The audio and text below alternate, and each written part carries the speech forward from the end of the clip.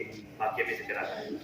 اس الہام میں تمام جماعت کے لیے تعلیم ہے کہ اپنی بیویوں سے رفق اور نرمی کے ساتھ پیش آویں، وہ ان کی کنیزیں نہیں ہیں۔ در حقیقت نکاح مرد اور عورت کا باہم ایک معاہدہ ہے، بس کوشش کرو کہ اپنے معاہدے میں دغا باز نہ ٹھہرو۔ ہمارے سامنے رسول اللہ صلی اللہ علیہ وسلم کی مثال موجود ہے کہ آپ کمال مصروفیت کے باوجود گھر میں ہاتھ بٹاتے تھے، باہر سے سودا صرف بھی لے آتے، اپنے کام بھی بسا اوقات خود ہی کر دیتے اور اپنی بیوی پر بلا وجہ انحصار نہ فرماتے۔ نیز گھر کا ماحول خوشگوار رکھنے کے لیے بے تکلفی کے ساتھ گھر پر رہتے، بلکہ بعض اوقات اپنے اہل خانہ کے ساتھ کھیل کود اور تفریح میں بھی حصہ لیتے۔ ایک دفعہ حضرت عائشہ رضی اللہ تعالیٰ عنہ نے دوڑ کا مقابلہ لگایا تو حضرت عائشہ جیت گئی، دوسری دفعہ مقابلہ لگایا تو حضور صلی اللہ علیہ وسلم جیت گئے۔ یہ محبت اور دوستانہ تعلق ہی تھا جس کی وجہ سے حضرت عائشہ رضی اللہ تعالیٰ عنہ رسول کریم صلی اللہ علیہ وسلم کی وفات کے بعد کوئی چیز نہ تھا کہ رسول کریم صلی اللہ علیہ وسلم کو یاد کر کے آپ کی آنکھوں سے آنسو نکل آتے۔ حضرت مسیح موعود علیہ السلام کا شعر ذہن میں آتا ہے، دوستی بھی ہے عجب، دوستی بھی ہے عجب، جس سے وہ آخر دوستی عاملی الفت سے الفت ہو کے دو دن پر سبا۔ اب میں ہمارے پیارے آقا، ہمارے پیارے امام حضرت امیر المومنین ایدہ اللہ تعالیٰ بن نصر العزیز کا اسوہ بیان کرتا ہوں۔ حضور انور ایدہ اللہ تعالیٰ کی حرم محترم بیان فرماتی ہے کہ حضور انور کی زندگی خلافت سے پہلے بھی خدمت دین کے لیے وقت تھی اور آپ کے شب و روز بھرپور دینی مصروفیات میں گزرتے۔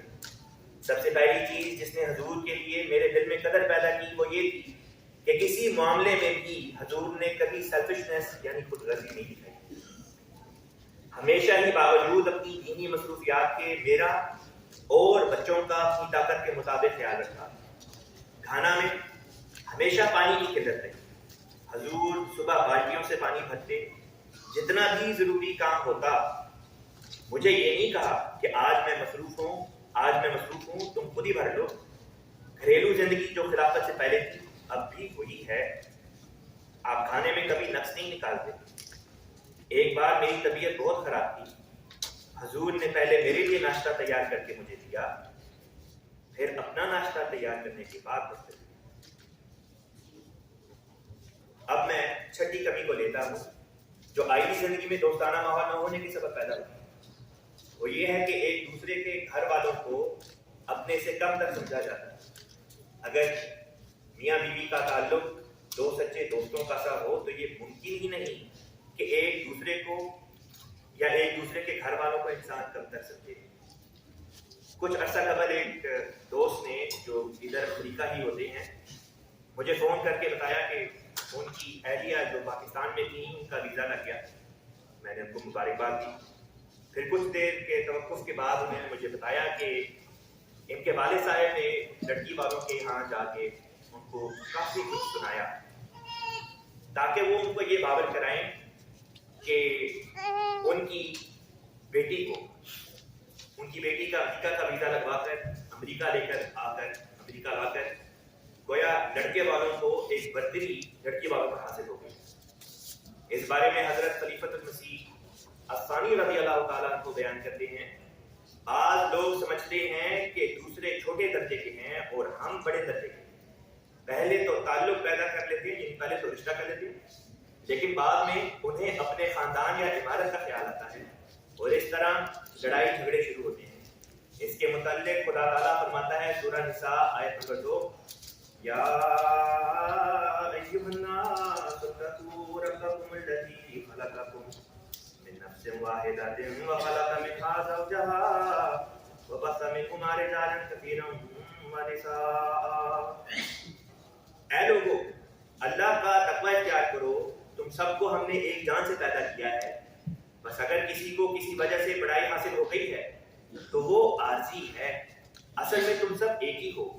اس بات کو سمجھنے کے بعد ہر ایک کو معلوم ہو سکتا ہے کہ اگر میاں کسی خاندانی یا دنیاوی لحاظ سے بیوی سے بڑا ہے تو عارضی بڑائی رکھتا ہے، اسی طرح اگر بیوی کسی لحاظ سے افضل ہے تو وہ بھی عارضی ہے، اصل میں دونوں ایک ہی طرح کے ہیں۔ دوسرے میاں جس قدر بڑا اور اعلیٰ درجہ رکھتا ہے بیوی کا بھی اتنا ہی مرتبہ بڑھتا ہے، اور بیوی جو صرف رکھتی ہے خاوند کو اس سے فائدہ ہے۔ اس لیے خاوند کی بڑائی بیوی کی بڑائی ہے اور بیوی کی بڑائی خاوند کی۔ یہ بات سمجھنے سے بہت سی خرابیوں کا انسداد ہو جاتا ہے۔ خطبات محمود جلد نمبر 3 صفحہ نمبر 18۔ پھر ساتویں کمی جو آئلی زندگی میں دوستانہ ماحول نہ ہونے کی سبب پیدا ہوتی ہے وہ یہ ہے کہ پھر بعض دفعہ خاوند اور بعض دفعہ بیوی اس قسم کا غلط اور ظالمانہ مطالبہ کرتے ہیں کہ تمہارے گھر والے نہ ہماری طرف آئیں اور نہ تم ان سے بات چیت کرو یا کسی قسم کے ان سے مراسم رکھو۔ کوئی کہتا ہے تمہارے ماں باپ مجھے پسند نہیں، کوئی کہتا ہے تمہارے بہن بھائی کیوں ہمارے گھر آتے ہیں۔ یہی حال بعض بیویوں کا بھی ہوتا ہے جو اپنے خاوندوں پر ظلم کر رہی ہوتی ہیں اور ان کے گھر والوں سے جدا کر رہی ہوتی ہیں۔ یہ سب باتیں غیر اسلامی طریقے ہیں اور سراسر غیر منصفانہ ضرور ہے۔ اسلام اس بات کی ہرگز کوئی اجازت نہیں دیتا۔ حضرت مسلم موعود رضی اللہ تعالیٰ عنہ رسول کریم صلی اللہ علیہ وسلم کے ایک واقعے کا ذکر کرتے ہوئے فرماتے ہیں، بہت پیارا بات بیان کرتے ہیں کہ رسول کریم صلی اللہ علیہ وسلم کو ہم دیکھتے ہیں کہ آپ کس قدر اپنے رشتہ داروں کے جذبات کا خیال رکھتے تھے۔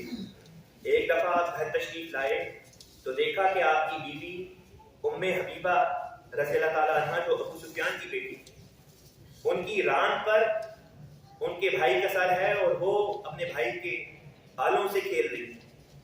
حضرت صلی اللہ علیہ وسلم نے فرمایا، ام حبیبہ کیا آپ کو معاویہ یعنی ام حبیبہ کے جو بھائی تھے، اے ام حبیبہ کیا آپ کو معاویہ بہت پیارا ہے؟